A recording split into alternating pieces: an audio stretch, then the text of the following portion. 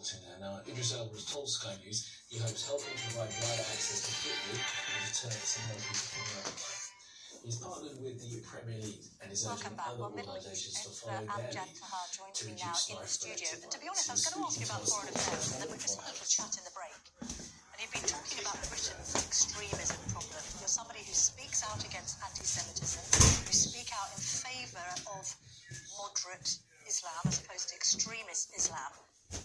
What's your analysis of the state of affairs in Britain? Because we've got the Labour government right now considering defining Islamophobia in a way that some say might open the back door to blasphemy laws. I think you have more. Well, thank you for having me. And I think you have more extremists in UK than you have in the Middle East. Really? At this stage, absolutely. Things that some of the Islamists say in various mosques, and we have been seeing that online. The terminology they use, the analysis they make, the statements they actually make, they would not be able to say it all the way in Afghanistan, for example, or in Iraq. So how has this been allowed to flourish in the UK? What's your analysis? In the name of democracy. So the Muslim Brotherhood, who are the Islamists, who are the main ones, are ruling and controlling in various press when it comes to the Muslim society and community in the UK. They control the whole narrative, and the Muslim Brotherhood and the Islamists are the radical Islamists. They're the Islamists, and they use the freedom of speech in a manner where they will be anti-Semite in the name of freedom of speech. I absolutely stand against that, because I think anti-Semitism is not an opinion, it's a crime, and a crime against humanity.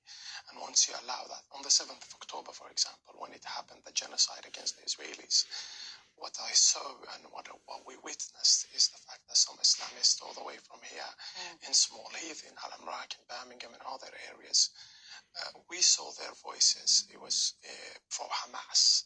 Yes. And Hamas, as a force which carried that genocide in Gaza and also in Israel, it's actually the armed forces of the Muslim Brotherhood. Muslim Brotherhood in my country, for example, UAE, where Muslim, where Arab, is banned, but however is not banned in the United Kingdom. So it should be banned?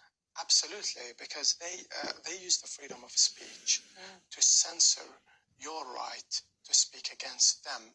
And when they say, they use the terminology Islamophobia, it's just to stop you from criticizing the Islamists and the Muslim Brotherhoods or all form of radicalism. The fact that Islamic Relief, for instance, is registered as a charity here, but all the way in Saudi Arabia, in UAE and other countries is banned because of the investigation that showed that this charity is sending money all the way to some terrorist groups in the Middle East. Yes. It tells you a lot. What do you think then, this Islamophobia definition, obviously people are worried about it in the UK because it can prevent legitimate criticism of people who have behaved in an extreme way. I mean, moderate Muslims are saying, look, we don't want to be accused of being terrorists. We don't want to be accused of being members of child rape gangs. We just want to live our lives harmoniously with British people. They're the ones who are calling out the extremists in their midst. Where do you stand on things? You will have heard about the story of the Batley school teacher who taught a history lesson about Muhammad and used a depiction of Muhammad in a cartoon. He's gone into hiding. Another school child dropped a Quran. Suddenly he was rounded on by members of the Muslim community in that area and forced to publicly repent.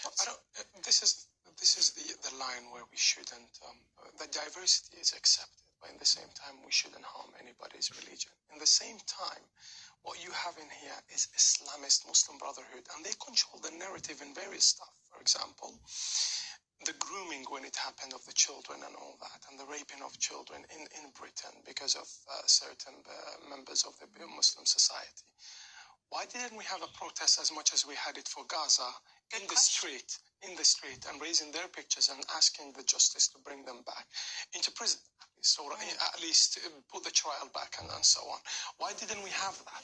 That's because you have the Muslim Brotherhoods who are the party that organize this protest and controls the community when to go out and not to go out, and it controls everything. When you have illegal immigrants coming all the way to Britain, for example, the Muslim Brotherhood all the way in Al-Amrak, all the way in Small Heath, all the way in Birmingham, in Sheffield, what they they do, they actually bring them lawyers, change the cases. They literally work on changing their cases where it fits the Home Office that they give, going to guarantee them citizenship or a refugee status. And what they do after these guys become a citizen, they become loyal to the person that helped them to get the citizenship.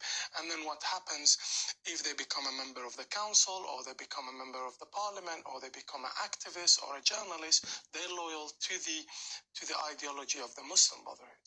Salafism, all type of radicalism, Al-Qaeda, ISIS, all that is started in radicalization at the first stage, which is the Muslim Brotherhood, which is exactly when the review in the parliament happened here in 2015.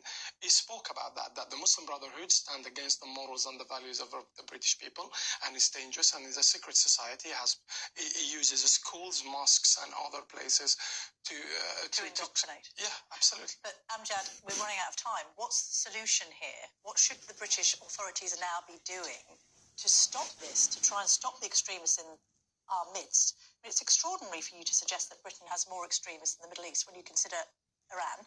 Yeah, there is an investigation I came across, and a lot of studies that I came across, and I heard from people in Birmingham, for example, that some of the Muslim Brotherhoods they control some councils, yes, and they only provide houses to certain people from the community and abandon others. All right. So what should we do about it? Ban the Muslim Brotherhood. Ban the Muslim Brotherhood to protect your children. Ban the Muslim Brotherhood to protect the right of the woman. The Muslim Brotherhood, they have a problem with a Muslim woman who does not cover her hair. They have a problem with a child who does not pray at 6 months old, and they believe in the punishment and capital punishment for that child. The Muslim Brotherhood are making that child to become more radical in a Saturday school. They making a virus in your society. They cancer in the society. Cut that cancer or find a cure for it. Otherwise, it will destroy the diversity that you have. Britain is diverse, is amazing. It has the Muslim, the Hindus, everybody, Christian, Jews, all live side by side. But what the Muslim Brotherhoods will do, put all these people in danger. And the best example for that is that the Muslim Brotherhood did not allow anybody to erase the picture of baby Kafir, who was kidnapped by Hamas as a hostage. But we stand with the Gazan children as much as we stand with the Israeli children, but they do not want that. All right, Amjad, thank you very much indeed. We need to leave it there because we're